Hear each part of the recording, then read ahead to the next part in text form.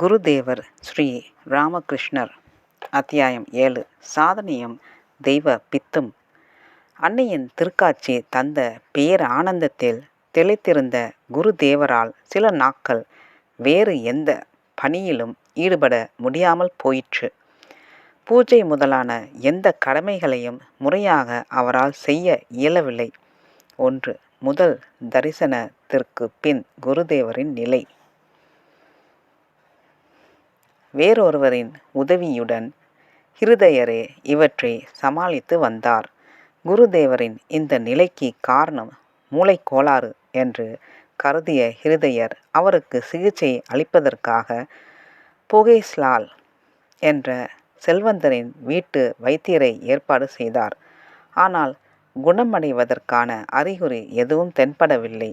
எனவே காமார்புகூருக்கு செய்தி அனுப்பி குருதேவரின் தாயாருக்கும் சகோதரருக்கும் விவரங்களை தெரியப்படுத்தினார். 2. இந்த நாட்களில் அவரது உடலிலும் மனதிலும் தோன்றிய மாற்றங்களும் பல்வேறு காட்சிகளும் கடவுள் காட்சிக்காக ஏங்கி அதனால் புற உலக நினைவை இழந்த நாட்களைத் தவிர மற்ற நாட்களில் குருதேவரே பூஜை பணிகளை செய்ய முயன்றார். தமது பூஜை தியான வேலையின் அனுபவங்களை பற்றி குருதேவர் கூறியதாவது: மண்டப கூரையின் சுற்று சுவரிலுள்ள தியான நிலை பைரவரின் திருவுருவத்தை சுட்டிக்காட்டி, நான் என் மனதிடம், மனமே, நீயும் இந்த பைரவரை போல் எவ்வித சலனமுமின்றி அன்னையின் திருவடி தாமரைகளை தியானிக்க வேண்டும் என்று சொல்லிக்கொள்வேன். தியானிக்க அமர்ந்த உடனே என் கால்களில் தொடங்கி மேலே உள்ள உடம்பின் மூட்டுக்கள் அனைத்தும் யாரோ ஒன்றன் பின் ஒன்றாக சாவி போட்டு பூட்டுவது போலிருக்கும். சாவியை திருப்புவது போன்ற கட் கட் ஒலி கூட எனக்கு தெளிவாக கேட்கும். அதன் பின்னர் நான் விரும்பினால் கூட உடம்பை அங்கும் இங்கும் அசைக்க முடியாது. அமர்ந்திருக்கின்ற நிலையையும் மாற்ற இயலாது. விரும்பிய வேளையில் தியானத்திலிருந்து எழுந்திருக்கவும் முடியாது. மீண்டும் அந்த கட் கட் ஒலியுடன் தலையிலிருந்து கால் வரையுள்ள பூட்டப்பட்ட மூட்டுக்கள் அனைத்தும் திறக்கும் வரை என்னால் தியானத்திலிருந்து எழ முடியாது. தியான வேளையில் நான் கண்ட காட்சிகள் தாம் எத்தனை தியானிக்கும் போது ஆயிரம் மின்மினி பூச்சிகள் சேர்ந்து பறப்பது போன்ற ஒளி கூட்டம் என் முன் தோன்றும். சில வேளைகளில் வெண்பனி படலம் போன்ற ஒளி வெள்ளம் என்னை சுற்றி நாற்புறமும் பறந்து படர்ந்திருப்பதை காண்பேன். வேறு சில வேளைகளில் அனைத்து பொருட்களிலும் வெள்ளியை உருக்கிவிட்டாற்போல் ஒளி பிரகாசிப்பதை பார்ப்பேன். பொதுவாக இத்தகைய காட்சிகள் நான் கண்களை மூடிக்கொண்டிருந்த போது மட்டும் தான் தோன்றும். சில வேளைகளில் கண்களை திறந்து வைத்திருந்த போதும் நான் கண்டதுண்டு. நான் கண்ட காட்சிகள் என்னவென்றும் எனக்கு தெரியவில்லை. இத்தகைய காட்சிகளை காண்பது நன்மையா தீமையா என்பதும் புரியவில்லை. குழம்பிய நான் அன்னை காளியிடம், அம்மா, எனக்கு என்ன நேர்ந்து கொண்டிருக்கிறது?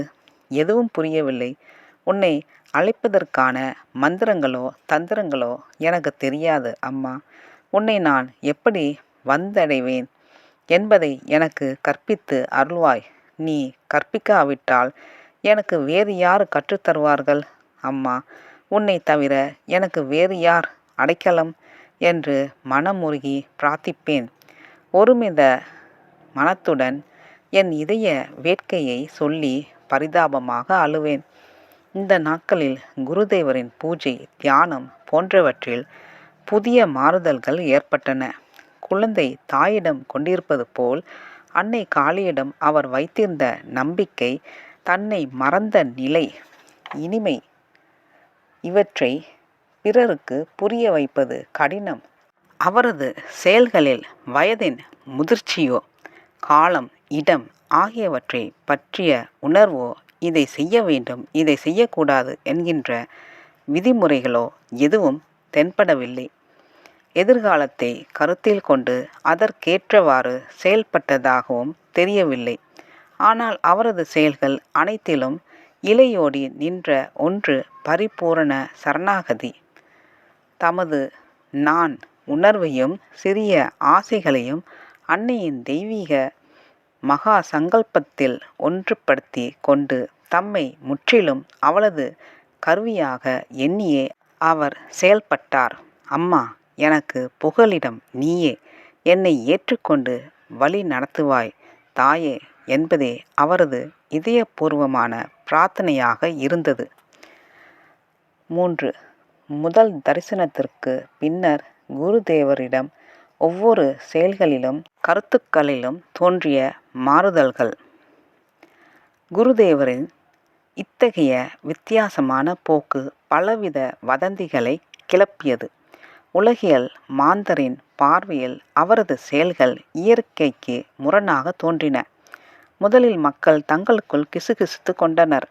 நாட்கள் செல்ல செல்ல வெளிப்படையாக பேசத் தொடங்கினர். இவை எதுவும் குருதேவரை பாதிக்கவில்லை. உலக அன்னையின் குழந்தையான அவர் அவளது ஆணைப்படியல்லவா ஒவ்வொரு செயலையும் செய்து வந்தார். ஊராரின் தூற்றல்கள் அவரது செவிகளை சிறிதும் எட்டவில்லை. ஏனெனில் அவர் இவ்வுலகில் வாழ்ந்தாலும் இந்த உலகை சார்ந்தவராக இருக்கவில்லை.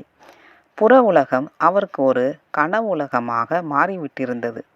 எவ்வளவு முயன்றும் அவரால் அந்த கனவுலகை முன்பு போல் நனவுலகமாக பார்க்க இயலவில்லை.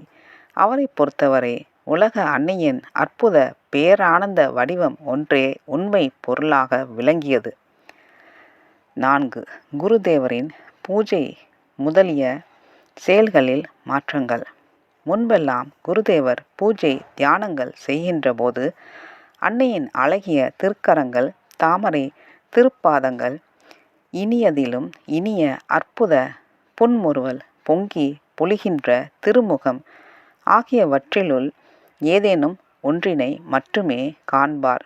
இப்போதோ பூஜை தியானங்களில் ஈடுபடாத வேளைகளில் கூட அன்னையின் ஒளிமிக்க முழு வடிவையும் கண்டார். அன்பொழுகும் ஆனந்தத்துடன் அவள் சிரித்தாள். இதை செய், அதை செய்யாதே என்றெல்லாம் கூறி வழிகாட்டியபடி எப்போதும் அவருடன் இருந்தாள். முன்பெல்லாம் குருதேவர் அன்னைக்கு நெய்வேத்தியம் படைக்கின்ற போது அன்னையின் கண்களிலிருந்து ஒரு அபூர்வ ஒளிக்கதிர் கிளம்பி நைவேத்திய பொருட்களை தொட்டு அவற்றின் சாரத்தை கிரகித்து கொண்டு மீண்டும் அன்னையின் கண்களுக்குள் சென்று சங்கமிக்கும். இப்போதோ நைவேத்தியம் படைத்து முடிய வேண்டாம், ஏன் சில வேளைகளில் படைக்கும் முன்பே கூட உலகெல்லாம் ஒளிபரப்பி செல்லும் அழகு திருமேனியுடன் அன்னை நேரில் வந்து அமர்வதை கண்டார். குருதேவர் அவளது வருகையால் அந்த திருக்கோவில் முழுவதுமே ஒளி வெள்ளத்தில் மூழ்குவது போலிருக்கும். ஹிருதயர் கூறினார். ஓர் நாள் குருதேவர் பூஜை செய்து கொண்டிருந்த போது நான் அங்கே எதேச்சையாக செல்ல நேர்ந்தது. அப்போது அவர் தம்மை மறந்த நிலையில் முற்றிலும் அன்னையின் உணர்வில் ஒன்றியவராய் செம்பருத்தி மலரையும் வில்வ இலைகளையும் அன்னையின் திருப்பாதங்களில் அர்ப்பிக்க இருந்தார். ஆனால் அவற்றை அர்ப்பிக்கும் போது திடீரென பொறு, முதலில் மந்திரத்தை சொல்கிறேன், பிறகு உணவை உட்கொள்வாய் தாயே என்று கூறினார். அதன் பின்னர் பூஜையை முடிக்கும் முன்னரே நைவேத்தியம் செய்தார். முன்பெல்லாம் பூஜை தியான வேளைகளில் தமக்கு முன்னால் இருந்த அன்னையின் திருவுருவ சிலையில் ஓர் உயிர் உணர்வு ததும்புவதை மட்டுமே கண்டார் குருதேவர். இப்போதோ கோவிலில் கற்சிலையை காண்பதே இல்லை. அவர் யாருடைய உணர்வால் இந்த உலகம் முழுமையும் உயிர் பெற்று செயல்படுகிறதோ அந்த அன்னை பேரறிவு பெருஞ்சுடராய் வரமும் அபயமும் பொழிகின்ற திருக்கரங்களுடன் அங்கே நிற்பதை அவர் கண்டார். பின்னாளில் குருதேவர் கூறினார். நான் என் கையை அன்னையின் மூக்கிற்கு அருகில் வைத்து பார்த்தேன். அன்னை உண்மையிலேயே மூச்சு விட்டு கொண்டிருந்தாள். ஆனால் ஒன்று அங்கே நின்றிருந்த போதிலும் அவளது நிழல் சுவரில் விழவில்லை.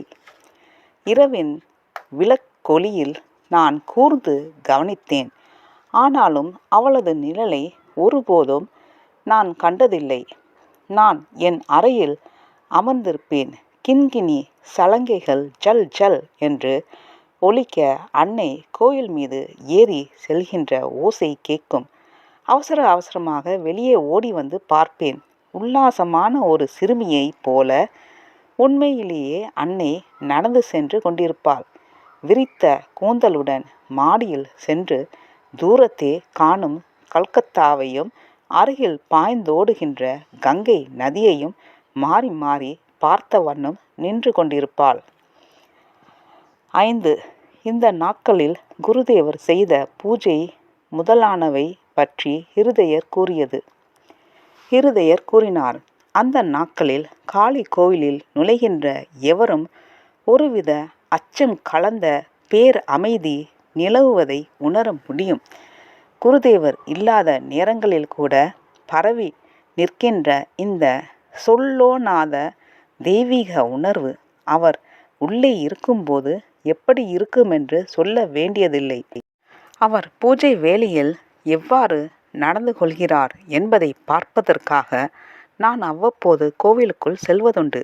அங்கே காண்கின்ற காட்சி என் இதயத்தில் பக்தியையும் வியப்பையும் ஒருங்கே உண்டாக்கிவிடும். ஆனால் வெளியே வந்ததும் ஐயம் எழுந்துவிடும். உண்மையிலேயே மாமாவுக்கு பைத்தியம் பிடித்து விட்டதா? இல்லாவிடில் பூஜை வேளையில் ஏன் இவ்வாறு நடந்து கொள்கிறார் என்ற எண்ணம் என்னை அலைக்கழிக்கும். இத்தகைய பூஜையை பற்றி ராணியும் மதுர்பாபுவும் அறிந்தால் என்ன நினைப்பார்களோ என்ற அச்சமும் கூடவே எழும். ஆனால் மாமாவின் மனதில் இத்தகைய எண்ணங்கள் ஏற்படாதது மட்டுமல்ல, நான் அவரிடம் இவற்றை எடுத்து சொன்னால் கூட அதை அவர் பொருட்படுத்தவில்லை. இதை பற்றி நான் அவரிடம் அதிகம் பேசவும் முயலவில்லை. விவரிக்க முடியாத ஓர் அச்சமும் தயக்கமும் என்னை அவரிடம் பேச முடியாமல் தடுத்தன. இது ஏன் என்று எனக்கு தெரியவில்லை. ஏதோ ஒரு காரணத்தால் அவருக்கும் எனக்கும் இடையே இனம் புரியாததோர் இடைவெளி ஏற்பட்டிருப்பதை உணர்ந்தேன். வேறு வழியின்றி அவருக்கு என்னால் முடிந்த பணிவிடைகளை அமைதியாக செய்து வந்தேன். ஆனால் ஏதோ ஒரு நாள் நிச்சயமாக அவர் ஒரு விபரீதத்தை ஏற்படுத்த போகிறார் என்ற எண்ணம் மட்டும் என் மனதிலிருந்து விலகவில்லை. குருதேவர் பூஜை செய்கின்ற வேளையில் கோவிலுக்குள் சென்று கண்டதையும் மற்ற நிகழ்ச்சிகளையும் கீழ்க்கண்டவாறு ஹிருதயர் விவரித்தார். நன்றி, வணக்கம். அடுத்த பகுதியில் தொடரும்.